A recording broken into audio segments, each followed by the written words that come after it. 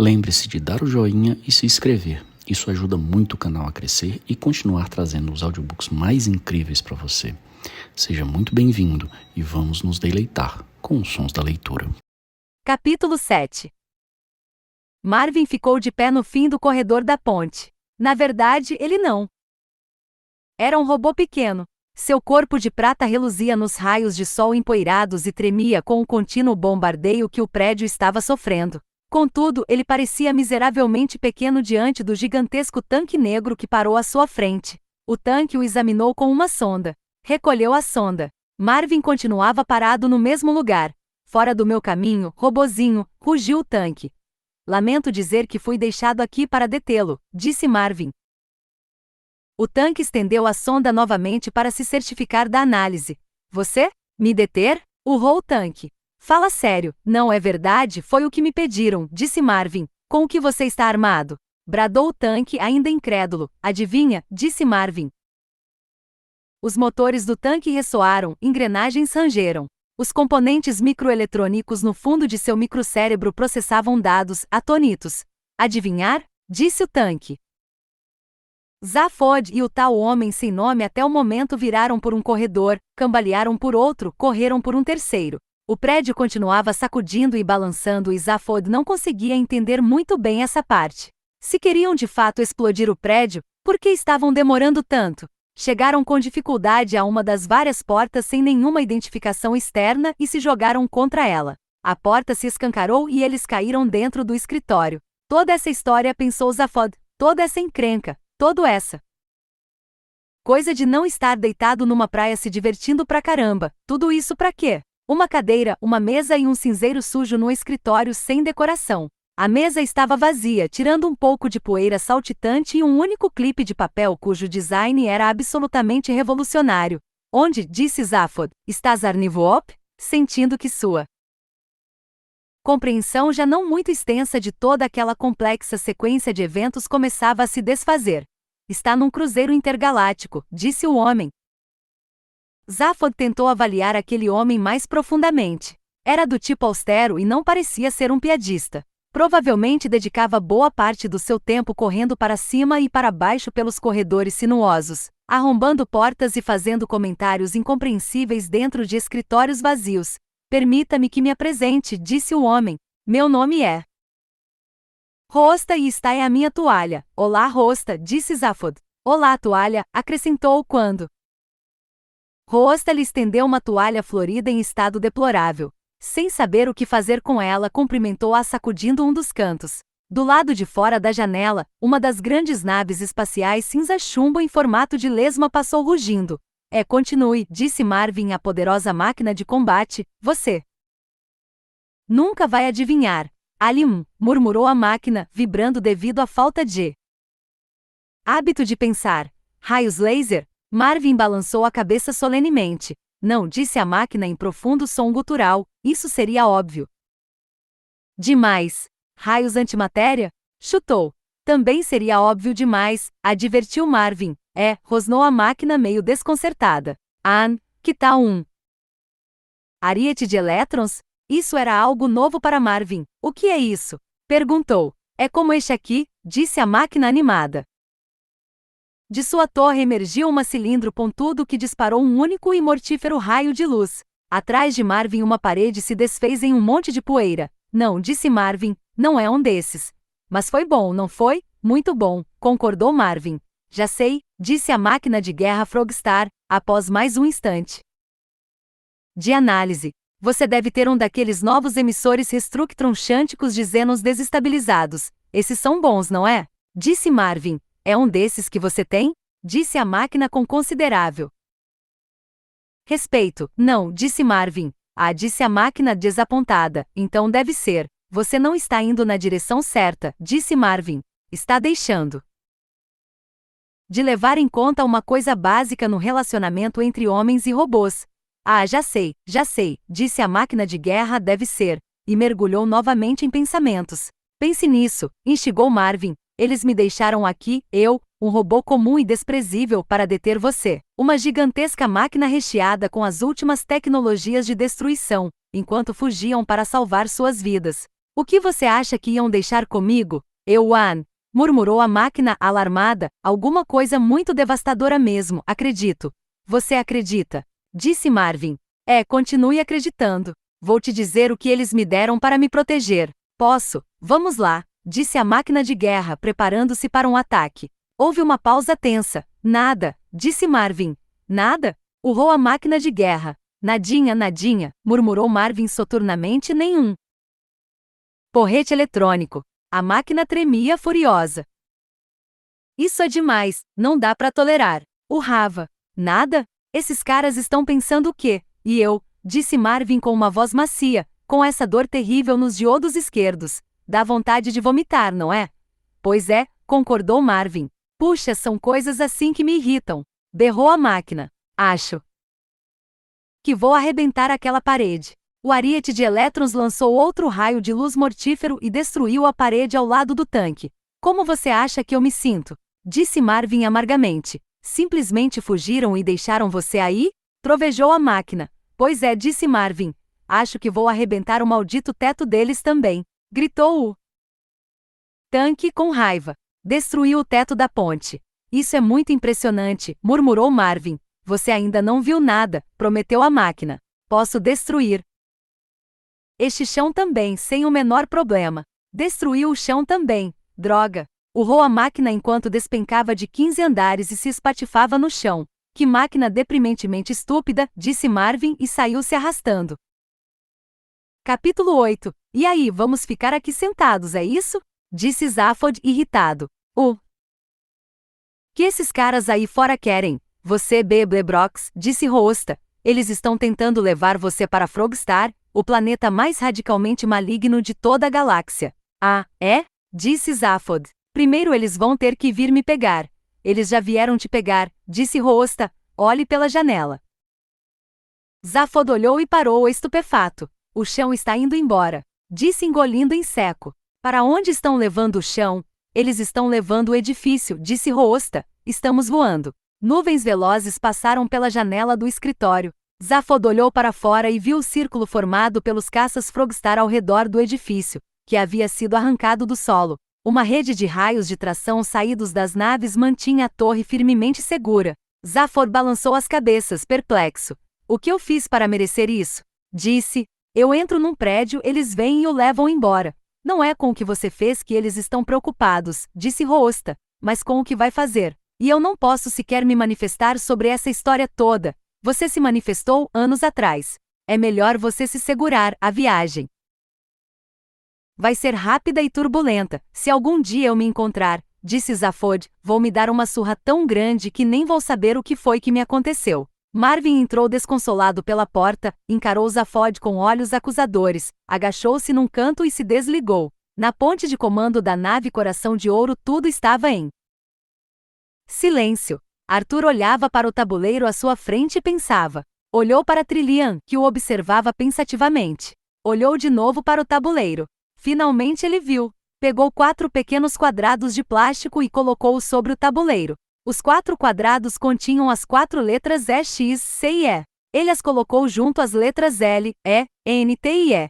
Excelente, disse ele, em uma zona de pontos triplos. Acho que isso vale muitos pontos. A nave sacolejou e espalhou algumas das letras pela enésima vez.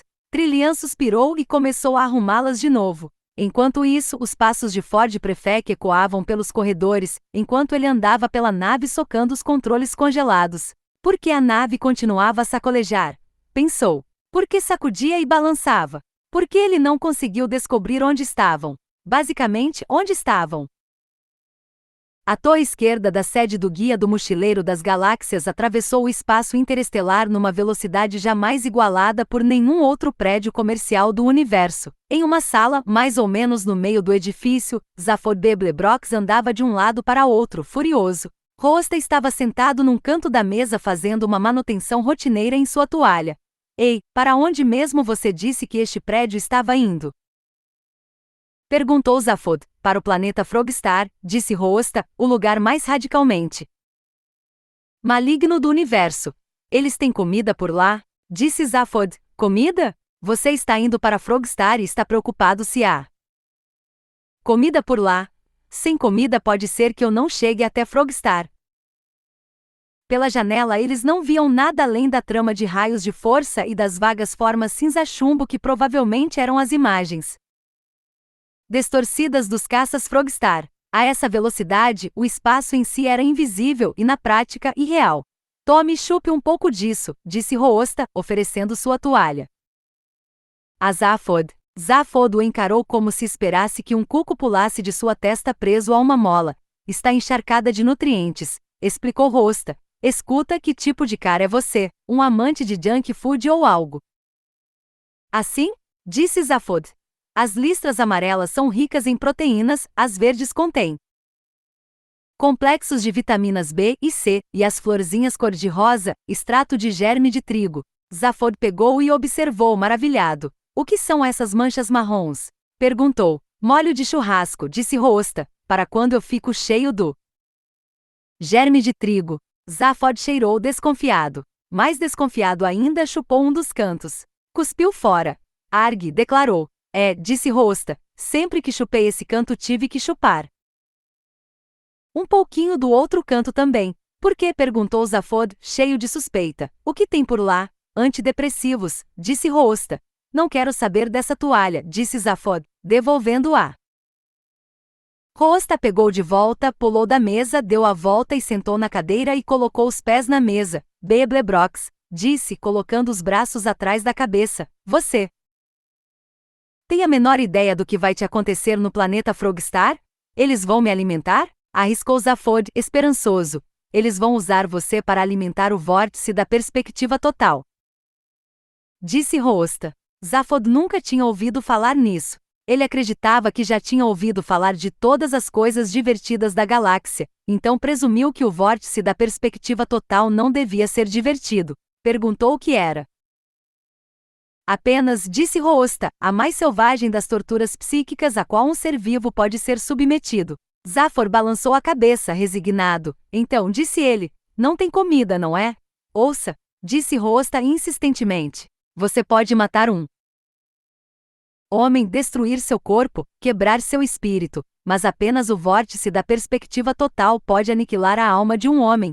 O tratamento dura poucos segundos, mas os efeitos continuam pelo resto de sua vida.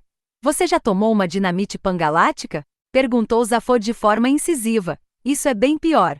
Arg, admitiu Zaphod muito impressionado. Você tem alguma ideia sobre por que esses caras estão querendo fazer isso comigo? Acrescentou um momento mais tarde. Eles acreditam que essa é a melhor maneira de destruí-lo para sempre. Eles sabem o que você está procurando. Será que eles não podiam me deixar um bilhete dizendo o que é, para que eu soubesse também? Você sabe, Beeblebrox, disse Roosta. Você sabe. Você quer encontrar o homem que rege o universo. Ele sabe cozinhar? Disse Zaphod. Após refletir um pouco, acrescentou. Duvido. Se ele realmente cozinhasse bem, por que iria se importar com o resto do universo? Eu quero encontrar um cozinheiro. Roosta suspirou profundamente. O que você está fazendo aqui, por sinal? Perguntou Zaphod. O que isso tudo tem a ver com você? Sou apenas um dos que planejaram a coisa, junto com Zarnivoop, junto com Yoden Vranx, junto com seu bisavô e junto com você, Beeblebrox. Comigo? Com você. Disseram-me que você tinha mudado, mas não achei que fosse tanto assim. Mas, estou aqui para cumprir uma única missão. Farei isso e depois vou partir. Que missão, cara? Do que você está falando? Algo que tenho que fazer antes de partir. Roosta mergulhou num silêncio impenetrável. Zaphod ficou contentíssimo. Capítulo 9.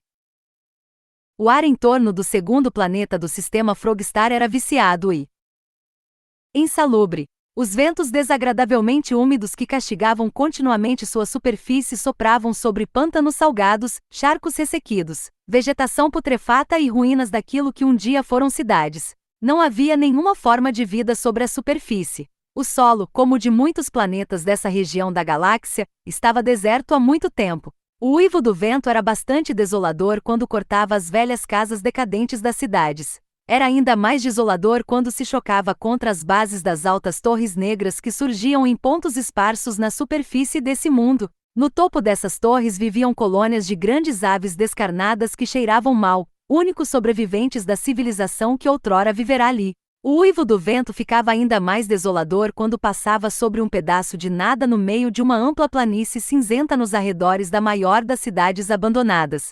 Esse pedaço de nada era justamente o que tinha dado a esse planeta a reputação de ser o lugar mais radicalmente maligno de toda a galáxia.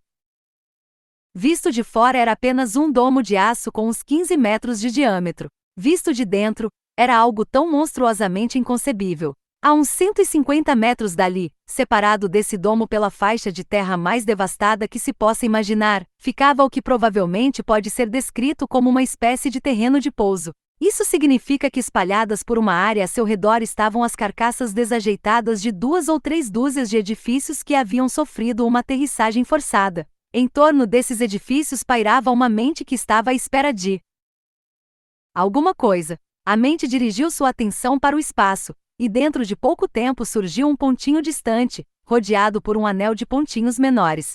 O pontinho maior era a torre esquerda do edifício do Guia do Mochileiro das Galáxias, penetrando na estratosfera do planeta Frogstar B. Enquanto ele descia, Roosta subitamente quebrou o longo e desconfortável silêncio que tinha crescido entre eles. Zaphod levantou-se e enfiou sua toalha numa mala. Disse: Beblebrox, agora eu vou cumprir a missão que me trouxe aqui.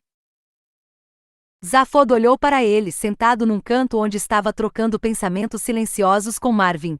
Sim, disse ele, o edifício vai aterrissar em breve. Quando sair do prédio, não saia pela porta, disse Roosta, saia pela janela. Boa sorte, acrescentou, e saiu pela porta, desaparecendo da vida de Zaphod tão misteriosamente quanto tinha entrado. Zaphod pulou e tentou abrir a porta, mas Roosta já a tinha trancado. Deu de ombros e voltou para o seu canto. 2 minutos mais tarde o prédio espatifou-se no chão em meio aos outros destroços. A escolta de caças Frogstar desativou os raios de força e elevou-se no ar novamente, rumo ao planeta Frogstar A, um lugar infinitamente mais acolhedor. Eles nunca pousavam no planeta Frogstar B. Ninguém jamais pousava. Ninguém jamais andava por sua superfície, a não ser as futuras vítimas do vórtice da perspectiva total. Zaphod ficou bastante zonzo com o choque da aterrissagem. Ficou deitado por um tempo no monte de poeira ao qual boa parte da sala havia sido reduzida. Sentiu que estava no pior momento de toda a sua vida. Sentia-se desnorteado, solitário, abandonado. Por fim sentiu que deveria tentar resolver logo aquilo, fosse o que fosse. Olhou em volta da sala destruída. A parede em torno da porta tinha partido e a porta estava aberta. A janela, por algum milagre, estava inteira e fechada. Hesitou por um instante e então pensou que se aquele sujeito estranho que havia conhecido há pouco tinha passado por tudo aquilo apenas para lhe dizer aquilo que tinha dito, devia ter uma boa razão. Abriu a janela com a ajuda de Marvin. Do lado de fora, a nuvem de poeira levantada pela aterrissagem forçada e os esqueletos dos outros prédios em volta impediam que Zaphod pudesse ver algo do mundo lá fora. Não que isso lhe importasse muito. Sua principal preocupação foi o que viu ao olhar para baixo. O escritório de Zarnivoop ficava no 15º andar. O edifício tinha pousado numa inclinação de uns 45 graus, mas ainda assim era uma descida assustadora. Finalmente, irritado com a série de olhares insolentes que Marvin lhe dirigia, respirou fundo e se arrastou para fora, na parede íngreme do edifício. Marvin o seguiu e juntos começaram a engatinhar lenta e penosamente para descer os 15 andares que os separavam do solo. Conforme desciam, o ar putrefato e a poeira sufocavam os pulmões de Zaphod, seus olhos ardiam, e a terrível altura fazia com que suas cabeças girassem. As eventuais observações de Marvin no gênero: é esse o tipo de coisa que vocês, seres vivos, gostam de fazer? Estou perguntando apenas a título de informação, não contribuíram muito para melhorar seu estado de espírito. Na metade da descida pararam para descansar. Sentado ali, ofegante de medo e de cansaço, Zaphod achou que Marvin parecia um pouquinho mais alegre do que de hábito. Por fim se deu conta de que não era bem isso. O robô apenas parecia mais alegre em comparação com seu próprio desânimo. Um imenso e asqueroso pássaro preto surgiu batendo as asas através das nuvens de poeira que aos poucos se assentavam, e estirando suas pernas magras, pousou sobre o peitoril inclinado de uma janela a alguns metros de Zaphod. Dobrou suas asas desajeitadas e ficou balançando desajeitadamente em seu poleiro. As asas tinham uma envergadura de uns 3 metros, e tanto o pescoço quanto a cabeça pareciam peculiarmente grandes para uma ave. Sua cara era achatada e o bico pequeno, e na metade das asas podia-se ver vestígios do que devem ter sido mãos. Para falar a verdade, tinha uma aparência quase humana. Dirigiu seus olhos pesados para Zaphod e bateu o bico de modo desconexo. Vá embora, disse Zaphod. Ok, disse o pássaro morosamente e saiu voando em meio à nuvem de poeira. Zaphod olhou enquanto partia, perplexo. Aquele pássaro falou comigo? Perguntou Marvin nervosamente.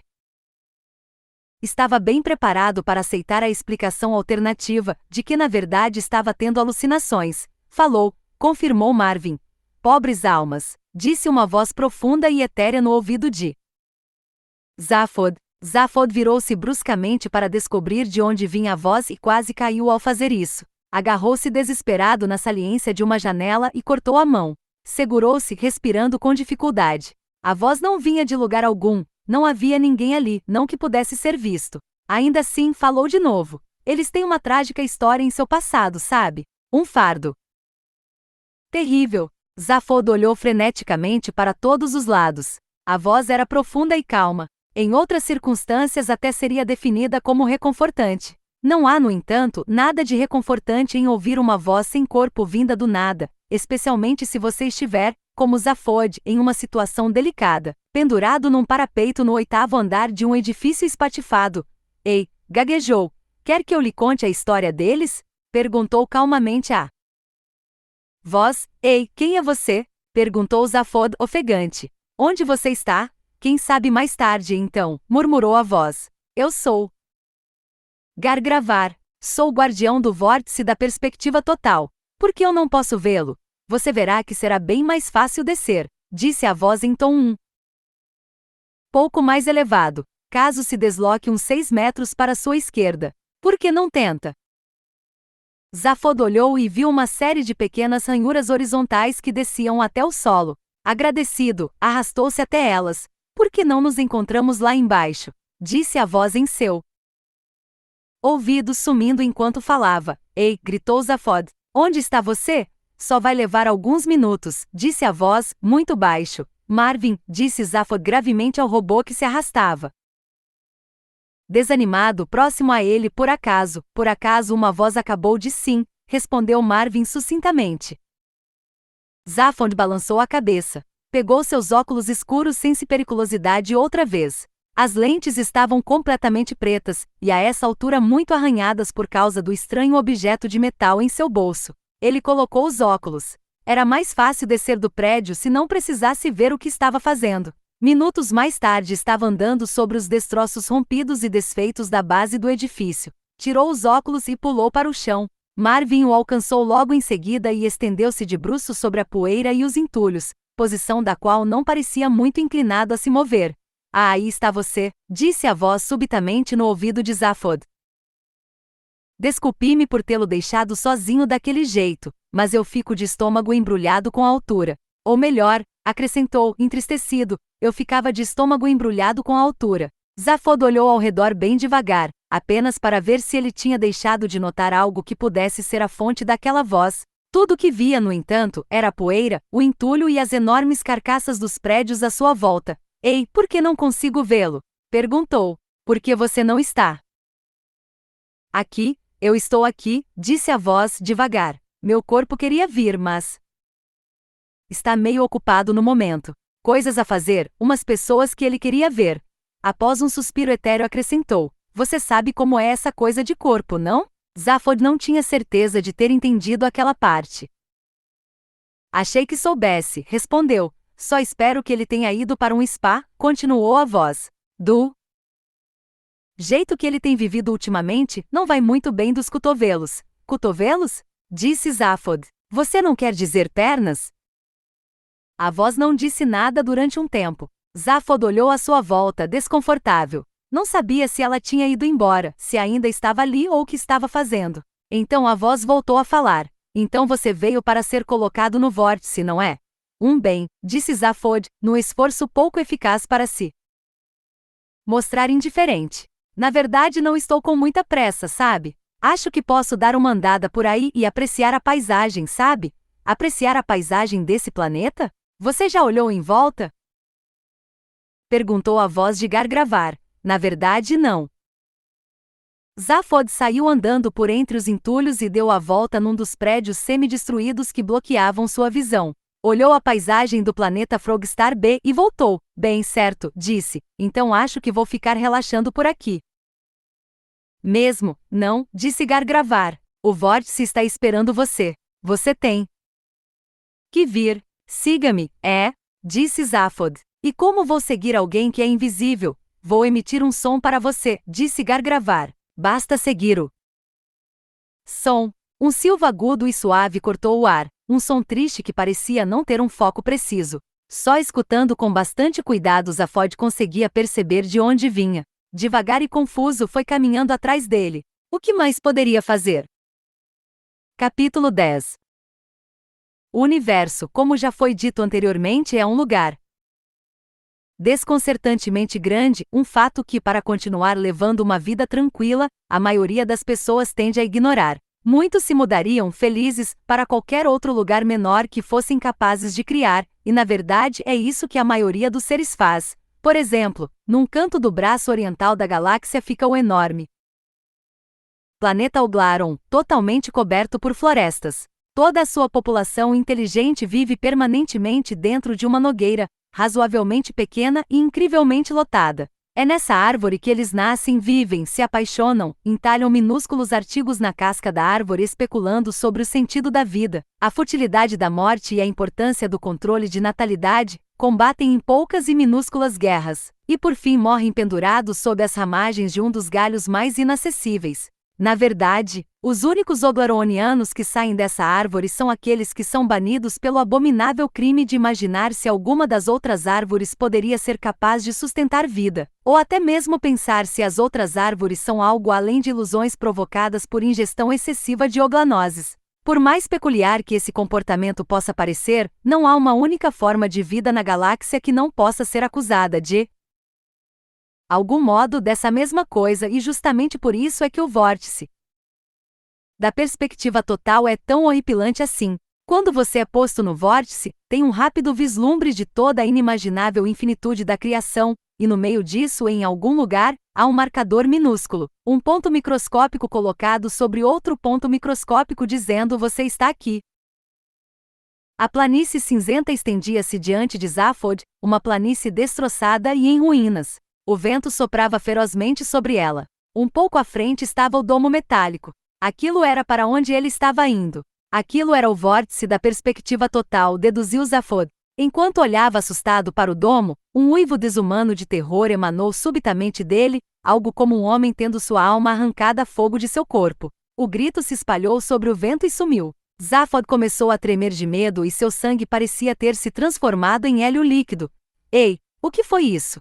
Murmurou. Uma gravação, disse Gargravar, do último homem que foi colocado no vórtice. Sempre é tocada para a próxima vítima, como uma espécie de prelúdio.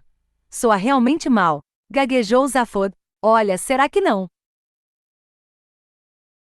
Podemos dar uma saidinha, ir a uma festa ou algo no gênero e pensar a respeito. Pelo que eu saiba, disse a voz etérea de Gargravar, já estou numa festa. Ou melhor, meu corpo está. Ele vai a muitas festas sem mim. Diz que eu só atrapalho. É a vida.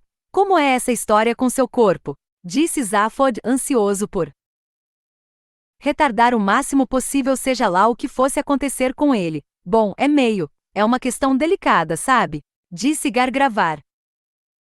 Hesitante. Ele tem uma mente própria, é isso? Houve uma pausa longa e gélida antes que Gargravar voltasse a falar. Devo dizer, retrucou, que considero esse comentário bastante grosseiro. Zaphod murmurou um pedido de desculpas, espantado e embaraçado ao mesmo tempo. Não tem importância, disse Gargravar, você não tinha como saber. A voz tremia infeliz. A verdade é que prosseguiu com o tom de alguém, ou algo que está fazendo um enorme esforço para manter o controle. A verdade é que estamos atravessando um período de separação de corpos. Acho que vai terminar em divórcio. A voz ficou novamente em silêncio, deixando Zaphod sem saber o que dizer. Resmungou algo sem muita convicção. Acho que não combinamos bem um com o outro, disse Gargravar. Após algum tempo, parece que nunca estávamos felizes fazendo as mesmas coisas. Sempre tínhamos enormes discussões sobre sexo e pescarias. Chegamos a tentar combinar as duas coisas, mas isso acabou em um completo desastre, como você provavelmente pode imaginar. E agora meu corpo se recusa a me deixar entrar. Não quer nem me ver. Fez outra pausa teatral. O vento gemia na planície. Ele diz que eu vivo limitando suas ações. Eu argumentei que esse era exatamente meu papel e daí ele disse que esse era exatamente o tipo de resposta espertinha feita para irritar um corpo como ele. Provavelmente vai conseguir a custódia do meu primeiro nome. Oh, disse Zaphod indistintamente. E qual é? Pispot, disse a voz. Meu nome é Pispot Gargravar, o nome já diz. Tudo, não? É, concordou Zaphod incerto. E é por isso que eu, na condição de mente sem corpo, tenho esse emprego de guardião do vórtice da perspectiva total. Ninguém jamais põe os pés na superfície deste planeta. A não ser as vítimas do vórtice, mas, em última instância, acho que essas não contam. Vou lhe contar a história. Gostaria de ouvi-la? Há muitos anos este era um planeta próspero e feliz. Havia pessoas, cidades, lojas, era um mundo normal. Exceto pelo fato de que nas ruas dessas cidades havia um número de sapatarias um pouco maior do que poderíamos considerar necessário. E lentamente e insidiosamente o número dessas sapatarias foi aumentando.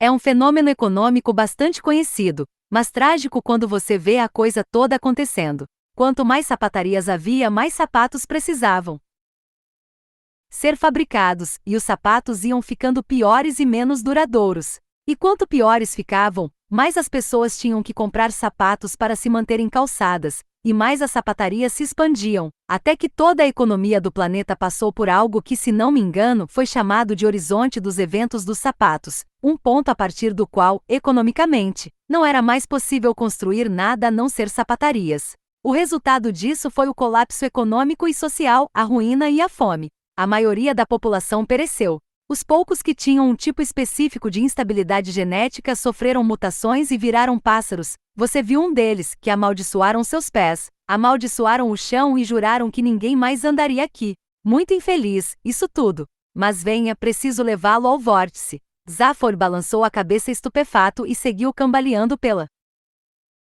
planície. E você? Perguntou. Você nasceu neste lugar infernal? Não, disse Gargravar, ofendido. Eu sou do planeta Frogstar. Lindo lugar, maravilhoso para se pescar. Volto para lá todo fim de tarde. Se bem que tudo que posso fazer agora é ficar olhando. O vórtice da perspectiva total é a única coisa neste planeta que serve para algo. Foi construído aqui porque ninguém mais o queria por perto. Nesse instante outro grito lúgubre cortou o ar e Zaphod estremeceu. O que é que isso faz com as pessoas? Perguntou, ofegante. O universo, disse Gargravar. Toda a infinitude do universo reunida, infinitos sóis, infinitas distâncias entre eles e você, um pontinho invisível sobre outro pontinho invisível, infinitamente pequeno. Ei, eu sou Zaphod Beblebrox, cara, você sabe com quem está lidando? Sussurrou Zaphod, tentando trazer à tona o que ainda restava de seu ego. Gargravar não respondeu, apenas voltou a emitir seu som pesaroso até que chegaram ao domo de aço levemente corroído no meio da planície. Ao chegarem, uma porta se abriu, revelando uma pequena câmara escura no interior. Entre, disse Gargravar.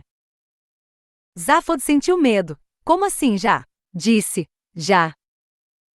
Zaphod deu uma olhada para dentro, nervosamente. A câmara era muito pequena, toda de aço, e dentro dela não cabia muito mais que um homem.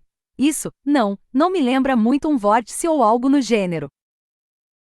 Disse Zaphod. Não, é apenas o elevador, disse Gargravar. Entre. Tremendo de medo, Zaphod entrou. Sabia que Gargravar estava no elevador com ele, embora o homem sem corpo não estivesse falando naquele exato momento. O elevador iniciou a descida. Preciso encontrar o estado de espírito mais adequado para isso. Murmurou Zaphod. Não há um estado de espírito adequado, disse Gargravar, seco. Você realmente sabe como fazer alguém se sentir mal, eu não. O vórtice sabe. No fundo do poço, a outra porta do elevador se abriu e Zaphod entrou em uma câmara de aço, pequena e estritamente utilitária. Do outro lado havia uma única cabine vertical de aço, do tamanho exato para um homem ficar de pé. Era só isso. Essa cabine estava conectada a uma pequena pilha de componentes e instrumentos através de um único fio. É só isso? Disse Zaphod surpreso. Só isso. Não parecia tão ruim, pensou Zaphod. E eu entro aí dentro? Disse Zaphod. Sim, disse Gargravar. E temo que você deva entrar já. Ok, disse Zaphod. Abriu a porta da cabine e entrou. Ficou esperando lá dentro. Passados 5 minutos, ouviu um clique, e todo o universo estava lá, na cabine com ele. Capítulo 11.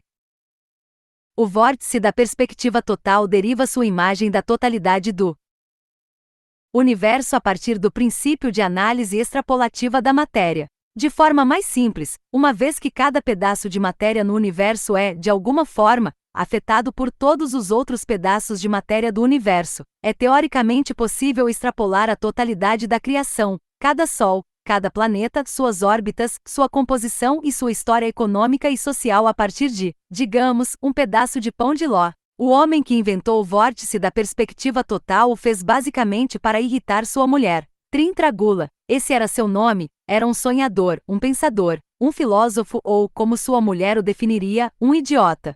E ela o enchia sem cessar por conta do tempo absurdamente longo que ele dedicava a observar o espaço, ou a meditar sobre o mecanismo dos alfinetes de segurança, ou a fazer análises espectrográficas de pedaços de pão de ló. Você precisa entender a dimensão das coisas, dizia ela, umas 38 vezes em um só dia. E então ele construiu o vórtice da perspectiva total, só para mostrar a ela. Em uma ponta ele conectou a totalidade da realidade, extrapolada a partir de um pedaço de pão de ló, e na outra ponta conectou sua esposa, de modo que, quando ele colocou a máquina para funcionar, ela viu em um único instante toda a infinidade da criação e viu a si mesma em relação a tudo. Trintragula ficou horrorizado ao descobrir que o choque havia destruído completamente o cérebro de sua mulher. Contudo, para sua satisfação, ele compreendeu que tinha provado de uma vez por todas que se a vida deve existir em um universo desse tamanho, uma coisa básica que não se pode entender é a dimensão das coisas. A porta do vórtice abriu-se. Gargravar observava com sua mente descorporificada. Tinha gostado de Zaphod Beeblebrox, ainda que fosse estranho. Certamente era um homem que possuía muitas qualidades, mesmo que fossem quase todas ruins. Esperava que ele caísse duro para fora da caixa como todos os outros. Em vez disso, ele saiu andando. Oi, disse ele. Beeblebrox, titubeou a mente de Gargravar estupefata. Poderíamos tomar um drink agora? Disse Zaphod. Você esteve no vórtice? Gaguejou Gargravar. Você me viu, cara. E estava funcionando. Claro que estava. E você viu toda a infinitude da criação? Claro. É realmente um grande lugar, sabe? A mente de Gargravar girava atordoada. Se seu corpo estivesse com ela, teria caído sentado de boca aberta. E você se viu, disse Gargravar. Em relação a tudo? Ah, Vivi. Mas, o que você sentiu? Zaphod sacudiu os ombros com um jeitão malandro. A máquina só me disse o que eu sempre soube o tempo todo. Sou realmente um grande sujeito, um cara impressionante. Não disse, cara, eu sou Zaphod Beeblebrox. Seu olhar percorreu a maquinaria que fazia funcionar o vórtice e parou subitamente sobressaltado. Respirou pesadamente. Ei, disse, aquilo é mesmo um pedaço de pão de ló? Arrancou o pedaço de bolo dos sensores a que estava ligado. Se lhe dissesse o quanto eu estava precisando disso, falou. Vorazmente, eu não teria tempo de comer. Comeu. Capítulo 12. Pouco depois ele estava correndo pela planície em direção à cidade. Em ruínas. O ar úmido chiava em seus pulmões e ele frequentemente tropeçava por conta do cansaço que sentia. A noite também estava começando a cair, e o terreno irregular era traiçoeiro. Ainda estava excitado com sua recente experiência. Todo o universo.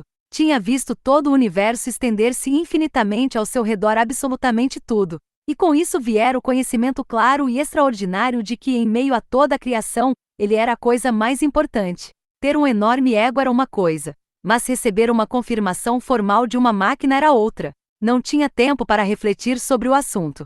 Gargravar lhe havia dito que teria que alertar seus superiores sobre o que acontecerá, mas que estava disposto a deixar passar um tempo razoável antes disso. Tempo suficiente para que Zaphod pudesse encontrar um lugar para se esconder. Não sabia exatamente o que ia fazer, mas sentir que era a pessoa mais importante do universo lhe dava total confiança de que alguma coisa iria surgir.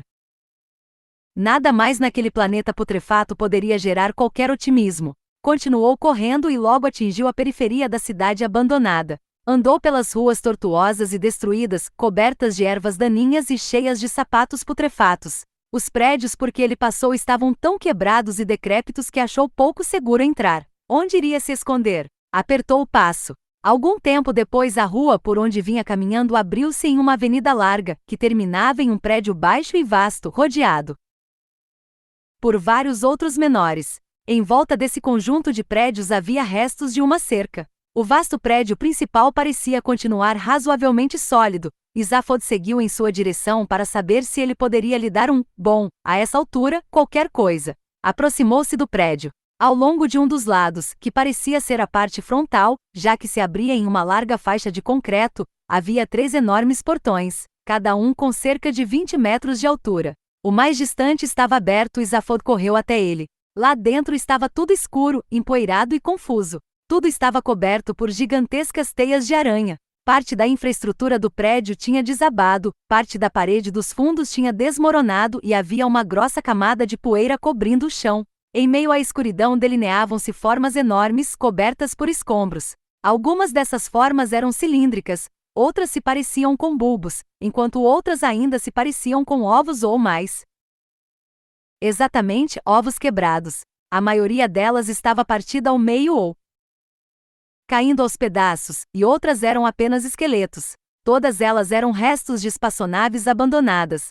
Zaphod perambulou frustrado por entre os escombros. Não havia nada naquele prédio que fosse sequer remotamente aproveitável. Até a pequena vibração de seus passos fez com que um dos destroços se quebrasse ainda mais. Próximo ao fundo do prédio havia uma velha nave, um pouco maior que as demais, encoberta por camadas ainda mais espessas de pó e teias de aranha. Ainda assim, vista de fora, ela parecia intacta.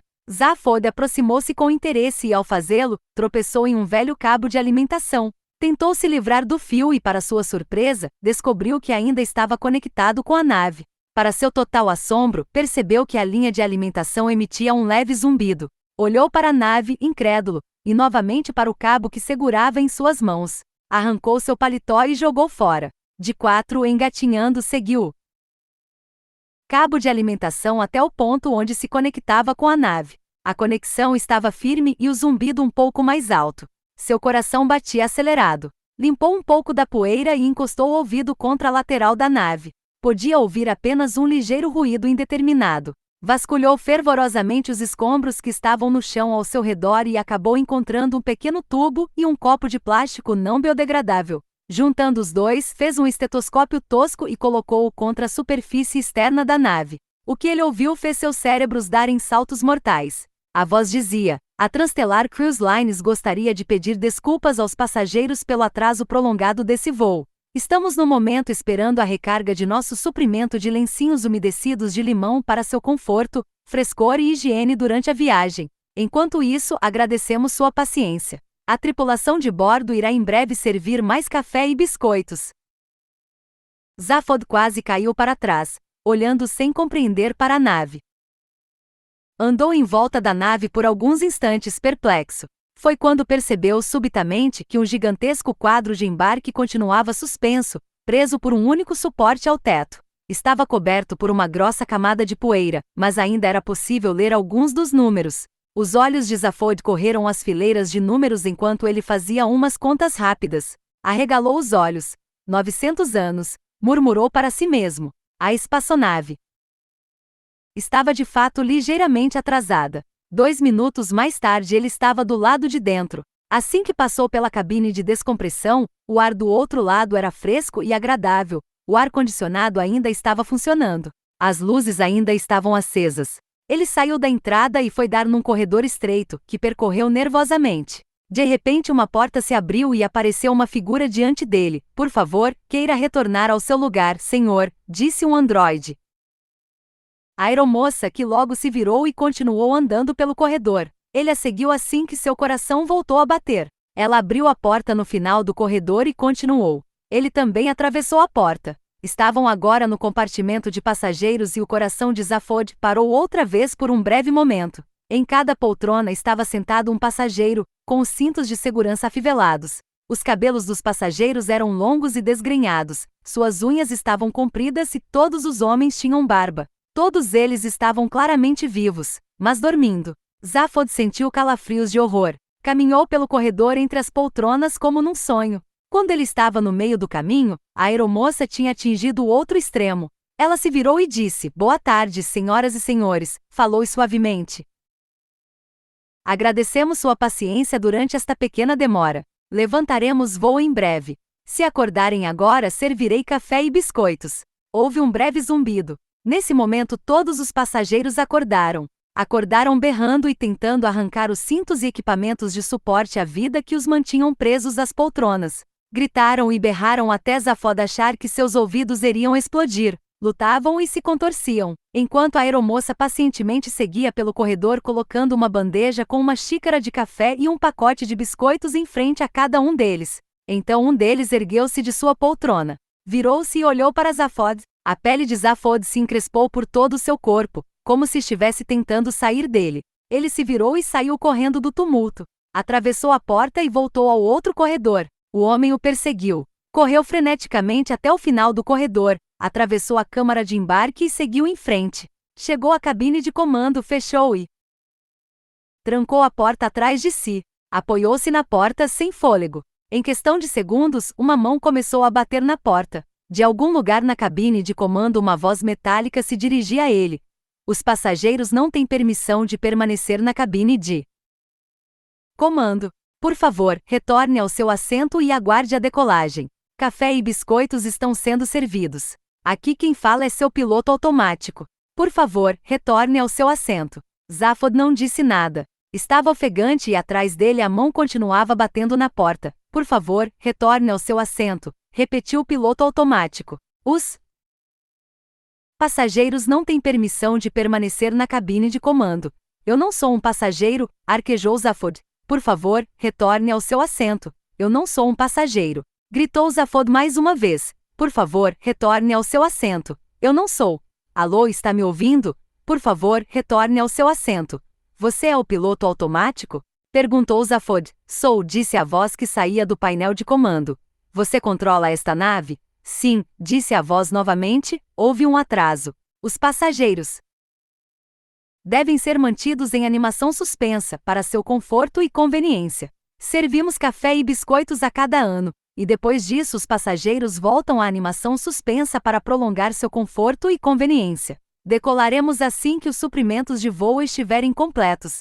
Pedimos desculpa pela demora. Zaphod afastou-se da porta, na qual finalmente não estavam mais batendo. Aproximou-se do painel de controle. Demora? Gritou ele. Você viu o mundo que está do lado de fora desta nave? É uma terra devastada, um deserto. A civilização apareceu e se foi, cara. Não há lencinhos umedecidos em limão em lugar algum por aqui. Há forte probabilidade, prosseguiu o piloto automático altivamente, de que outras civilizações venham a se formar. Um dia haverá lencinhos de papel umedecidos em limão. Até lá haverá uma pequena demora. Por favor, retorne ao seu assento. Mas nesse instante a porta se abriu. Zaphod voltou-se para ver o homem que o perseguira e que agora estava de pé à sua frente. Carregava uma maleta de executivo. Estava vestido com elegância e tinha cabelos bem cortados. Não possuía barba nem unhas compridas. Zaphod Beeblebrox, disse ele. Meu nome é Zarnivoop. Creio que você estava querendo falar comigo. Zaphod Beeblebrox estremeceu. Suas bocas murmuravam palavras sem nexo. Caiu sentado numa cadeira. Cara, uau! De onde você surgiu? Disse ele. Eu estava aqui esperando você, disse tranquilamente, como um homem de negócios chegando para uma reunião. Largou a maleta e sentou-se em outra cadeira. Fico feliz em ver que você seguiu as instruções, prosseguiu. Estava um pouco preocupado que você tivesse saído de meu escritório pela porta e não pela janela. Nesse caso, você estaria com problemas sérios. Zaphod sacudiu as cabeças e balbuciou. Quando você entrou pela porta de meu escritório, você penetrou em meu universo sintetizado eletronicamente, explicou. Se tivesse saído pela porta, teria voltado ao real. O universo artificial é controlado daqui. Deu uns tapinhas na maleta. Zaphod o observou com ressentimento e desprezo. Qual é a diferença? Murmurou. Nenhuma, disse Zarnivoop. São idênticos.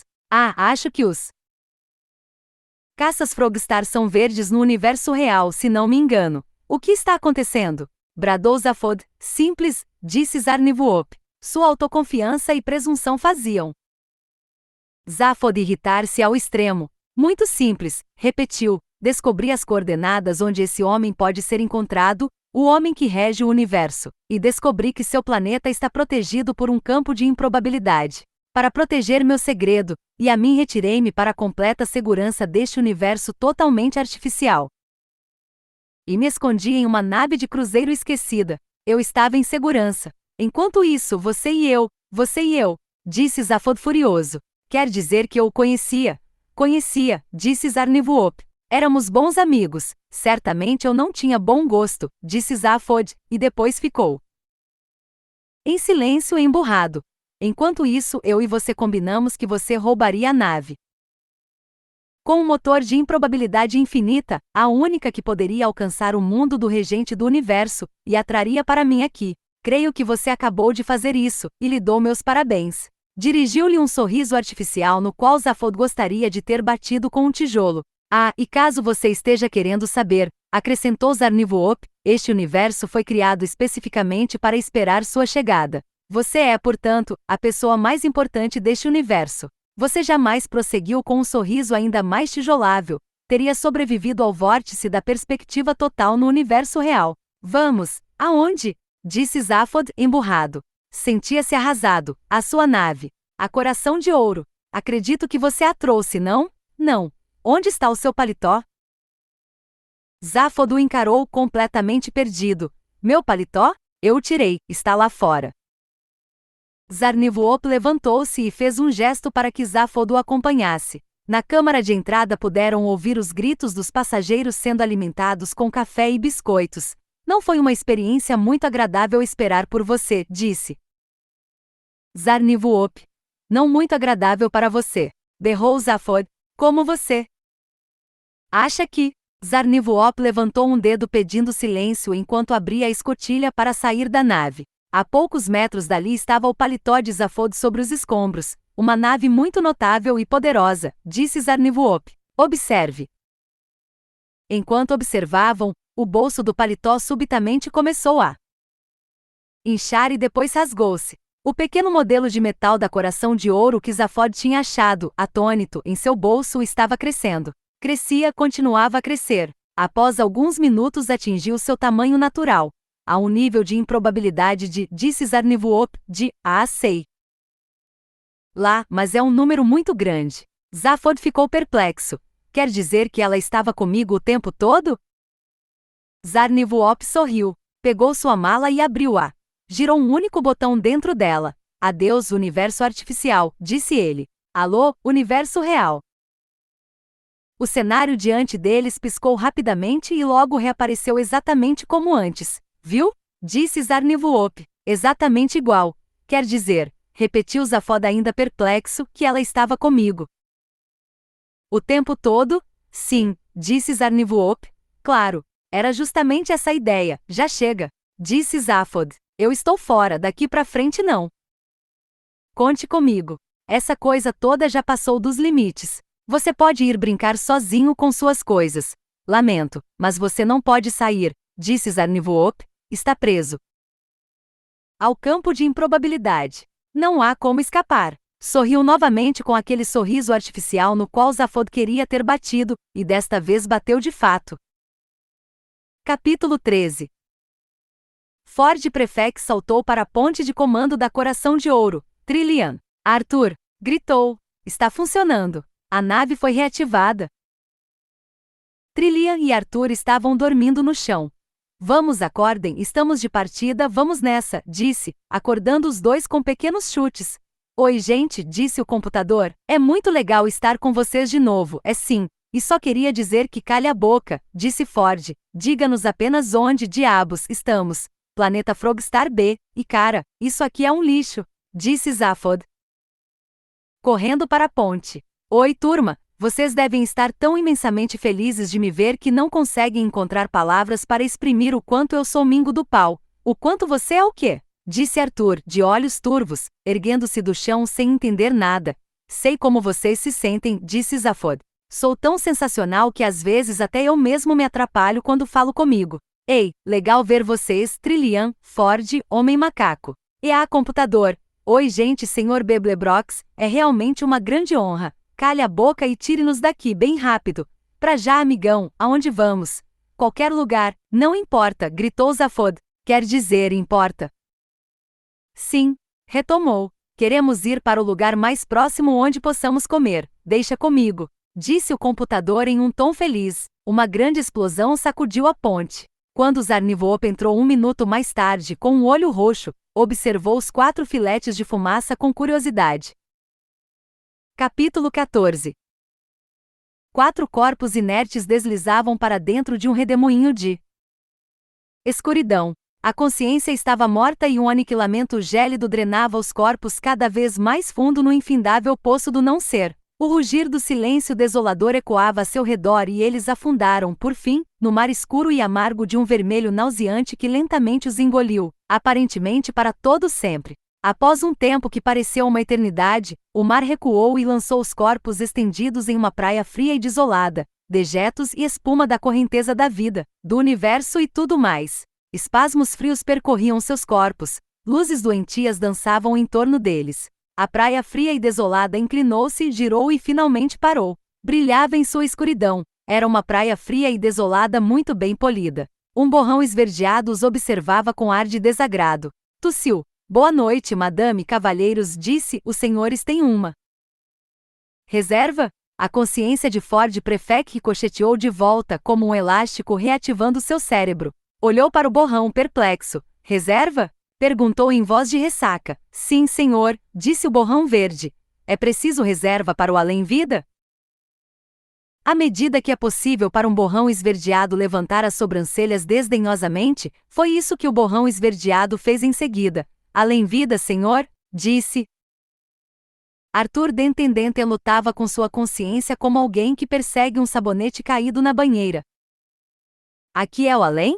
Gaguejou. Bom, eu presumo que seja, disse Ford Prefect, tentando descobrir qual era o lado de cima. Testou a teoria de que deveria ficar na direção oposta do chão frio e desolado da praia em que estava deitado e cambaleou até se apoiar naquilo que esperava serem seus pés. Quero dizer, disse ele balançando suavemente, nós não podemos ter sobrevivido àquela explosão, podemos? Não, murmurou Arthur. Ele estava se apoiando sobre os cotovelos. Mas aparentemente isso não melhorou em nada sua situação. Deixou-se cair de novo. Não, disse Trillian, levantando-se, não podemos, de forma alguma. Um som surdo, rouco e gorgolejante emergiu do solo. Era Zaphod Beblebrox tentando falar. Eu certamente não sobrevivi, disse ele. Eu estava totalmente condenado. Zapt, zupt, e tudo se acabou. É graças a você, disse Ford, não tivemos a menor chance. Devemos ter sido transformados em pedacinhos. Braços, pernas por toda parte. Disse Zaphod brigando com seus pés para se levantar. Se madame e os cavalheiros desejarem algo para beber, disse-o borrão esverdeado que flutuava impaciente ao lado deles. Tunksap splonklon, prosseguiu Zaphod, e fomos instantaneamente zonqueados em nossas moléculas fundamentais. Ei, Ford, disse ao identificar um dos borrões que se solidificavam lentamente à sua volta. Você também passou por essa coisa de ver sua vida toda transcorrendo à sua frente? Você também sentiu isso? Disse Ford. Toda a sua vida. Ou pelo menos estou supondo que fosse a minha. Eu passei muito tempo fora de mim, sabe? Olhou à sua volta para as várias formas que estavam finalmente se tornando formas de fato, em vez de vagas e oscilantes formas sem forma. Então, disse. Então o quê? Disse Ford. Então aqui estamos nós, disse Zaphod hesitante, estirados mortos no chão, de pé, corrigiu Trillian. Mortos de pé no chão, continuou Zaphod, neste desolado restaurante, disse Arthur Dentendente, que tinha conseguido um acordo com seus pés e já conseguia, para sua surpresa, ver claramente. Aliás, o que o surpreendia não era que ele pudesse ver, mas o que estava vendo. Aqui estamos nós, continuou Zaphod irredutível, de pé mortos. Neste desolado restaurante, disse Trillian, de 5 estrelas, concluiu Zaphod. Estranho, não? Disse Ford. Ah, é, ainda assim belos candelabros, disse Trillian. Olharam uns para os outros, estupidificados. Não é bem um além-vida, disse Arthur. É mais um tipo de apres. Os candelabros eram de fato um tanto cheguei, e o teto baixo em forma de abóbada onde estavam pendurados não teria, no universo ideal, sido pintado naquele tom peculiar de turquesa, e mesmo se tivesse sido pintado, não teria sido iluminado por aquela luz indireta. Este não é, contudo, um universo ideal, como ficou bastante claro ao observarem os desenhos no piso de mármore, e ainda pelo modo como a fachada do bar tinha sido feita. A fachada do bar de 100 metros coberta por mármore tinha sido feita através da junção de quase 20.000 peles de lagartos mosaicos antarianos, sem que fosse levado em conta o fato de que os 20.000 lagartos envolvidos precisavam daquelas peles para manterem seus interiores dentro. Algumas criaturas elegantemente vestidas estavam batendo papo no bar ou descansando nos confortáveis assentos ricamente coloridos espalhados ao longo do salão do bar. Um jovem oficial VL-URG e sua acompanhante vaporosamente verde atravessaram a porta de vidro. Fumê no fundo do bar e entraram no salão principal do restaurante. Fortemente iluminado. Atrás de Arthur havia uma grande janela com cortinas. Ele afastou um canto da cortina e olhou para fora, para uma paisagem que em condições normais teria lhe dado calafrios de terror. Como estas não eram condições normais, a coisa que fez com que seu sangue gelasse e sua pele tentasse sair por suas costas para sair pela nuca era o céu. O céu estava. Um criado de libré puxou educadamente a cortina de volta ao seu lugar. Tudo a seu tempo, cavalheiro, disse. Os olhos de Zaphod flamejaram. Eis se liguem nessa, defuntos, disse. Acho que não estamos entendendo uma coisa outra importante aqui, sabe? Alguma coisa que alguém aqui disse e deixamos passar. Arthur estava profundamente aliviado em desviar sua atenção daquilo que acabará de ver. Ele disse, eu disse que era uma espécie de apres. E não preferia não ter dito isso? Disse Zaphod. E você, Ford? Eu disse que era estranho. É perspicaz mas meio bobo, talvez tenha sido. Talvez, interrompeu o borrão esverdeado que a essa altura tinha se condensado na forma de um mirrado garçonzinho vestido de verde escuro. Talvez os senhores queiram discutir essa questão enquanto tomam um drink. Um drink, é isso? Exclamou Zaphod. Está vendo que você deixa passar se não está o tempo todo alerta? É verdade, senhor, disse o garçom pacientemente. Se a senhorita e os senhores desejarem tomar um drink antes do jantar, exclamou Zaphod entusiasticamente. Escute, pessoinha. Verde, meu estômago poderia levá-lo para casa e afagá-lo durante toda a noite só por conta dessa ideia. E o universo, prosseguiu o garçom, determinado a não se deixar abalar, explodirá mais tarde para seu prazer. A cabeça de Ford inclinou-se lentamente em sua direção. Ele falou com sentimento. Uau! Disse ele, que espécie de bebida vocês servem neste lugar? O garçom riu com um daqueles risinhos educados de garçons. Ah, disse ele, talvez o senhor tenha interpretado mal minhas palavras, e eu espero que não. Disse Ford. O garçom tossiu com uma daquelas pequenas tosses educadas de garçons. Não é raro que nossos fregueses sintam-se um pouco desorientados com a viagem no tempo, disse. Gostaria de sugerir então, viagem no tempo? Disse Zaphod. Viagem no tempo? Disse Ford. Viagem no tempo? Disse Trillian. Quer dizer que isto não é o além-vida? Disse Arthur. O garçom sorriu com um pequeno sorriso educado de garçom. Tinha quase esgotado todo o seu pequeno repertório de garçom educado e logo recairia em seu papel de garçom de cara amarrada e pequenos sorrisos sarcásticos. Além-vida, senhor? Disse. Não, senhor. E não estamos mortos? Disse Arthur. O garçom fez uma cara amarrada. Ah, disse.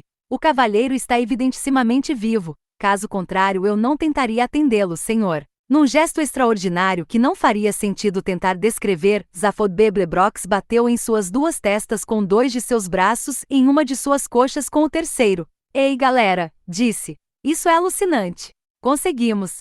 Finalmente chegamos aonde estávamos indo. Aqui é o Millivais, Millivais, disse Ford. Sim, senhor, disse o garçom, ainda tentando conservar sua paciência. Estamos no Millivais, o restaurante no fim do universo. Fim do quê? Perguntou Arthur. Do universo, repetiu o garçom com muita clareza e desnecessária. De extinção. Quando isso vai acabar? Perguntou Arthur. Dentro de poucos minutos, senhor. Respirou fundo. Não precisava fazê-lo, uma vez que seu corpo era suprido com a variedade peculiar de gases de que necessitava para sua sobrevivência através de um pequeno dispositivo intravenoso atado à sua perna. Há momentos, porém, em que é preciso respirar fundo, seja qual for o metabolismo que se tenha.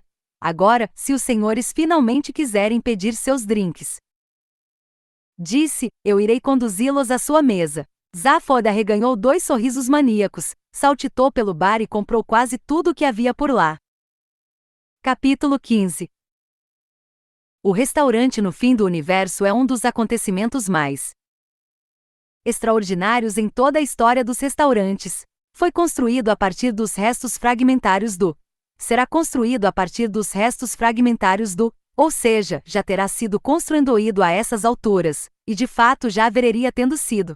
Um dos maiores problemas encontrados em viajar no tempo não é vir a se tornar acidentalmente seu próprio pai ou mãe. Não há nenhum problema em tornar-se seu próprio pai ou mãe com que uma família de mente aberta e bem ajustada não possa lidar. Também não há nenhum problema em relação a mudar o curso da história. O curso da história não muda porque todas as peças se juntam como num quebra-cabeça. Todas as mudanças importantes já ocorreram antes das coisas que deveriam mudar e tudo se resolve no final. O problema maior é simplesmente gramatical, e a principal obra a ser consultada sobre esta questão é o Tratado do Dr. Dan Streetmentioner, o Manual das 1001 Formações de Tempos Gramaticais para Viajantes Espaço-temporais. Nesse livro você aprende, por exemplo, como descrever algo que estava prestes a acontecer com você no passado antes que o acontecimento fosse evitado quando você pulou para frente 2 dias. O evento é descrito a partir de diferentes pontos de vista, conforme você esteja se referindo a ele do seu próprio instante, de uma época no futuro ou de uma época no passado. E a coisa toda vai ficando ainda mais complicada caso você esteja conversando enquanto viaja de um instante no tempo para outro na tentativa de tornar-se seu próprio pai ou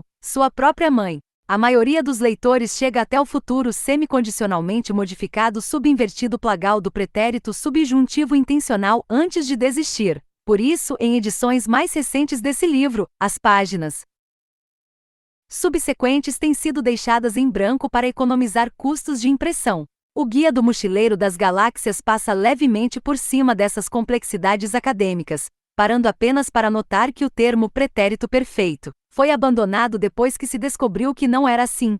Resumindo, o restaurante no fim do universo é um dos acontecimentos mais extraordinários em toda a história dos restaurantes.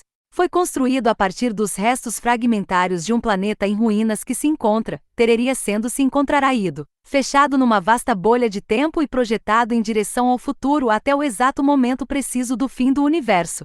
Muitos diriam que isso é impossível. Nele, os fregueses sentam-se, ter-se-ão sentaído nas mesas e comem, ter-se-ão comeído suntuosas refeições enquanto contemplam, contemplarearando toda a criação explodir à sua volta. Muitos diriam que isto é igualmente impossível.